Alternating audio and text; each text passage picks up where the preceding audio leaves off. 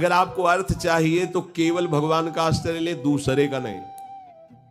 अब ये कोई छोटी मोटी बात नहीं, देख लीजिए अंदर से। अपने बल का आश्रय नहीं, किसी दूसरे व्यक्ति का आश्रय नहीं, किसी दूसरी देवी शक्ति का आश्रय नहीं, केवल श्री हरि का आश्रय।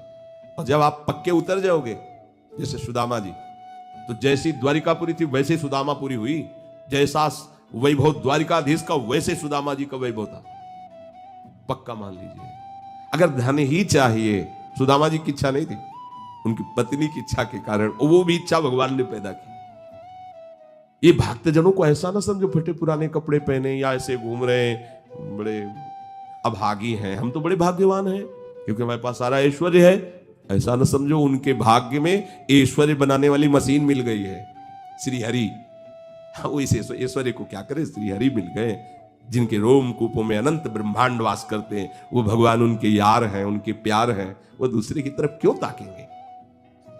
अब इसमें सूक्ष्म बात यह है कि अगर हम केवल भगवान से धन चाहेंगे तो धन मिलने पर भी हम माया में नहीं फंसेंगे।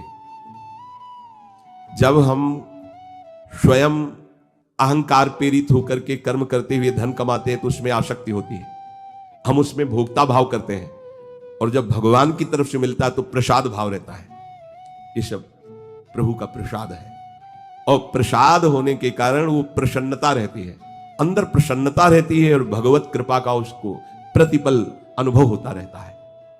इसलिए वो धन के राग में न फंसकर प्रभु की तरफ ही खिंचता चला जाता है। कितने कृपालु प्रभु, कितने कृपालु प्रभु।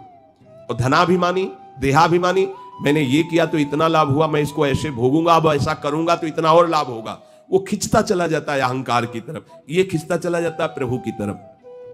अगर प्रभु से हमें धन मिला, प्रभु से कामना की, तो वो कामना संसार में फंसाएगी नहीं, वो मोक्ष प्रदान करने वाली होगी। इसीलिए हमें अगर सांसारिक सुख भी चाहिए तो केवल हरि का आश्रय लें, सांसारिक दुख की निवृत्ति चाहिए तो केवल हरि का आश्रय लें, और हरि को जानना है और पाना है तो केवल हरि का आश्रय लें। वो सब साधन दे देंगे, वो सब हमको मार्ग दे देंगे, जिससे हमें उनका बोध हो जाएगा या प्रेम हो जाएगा।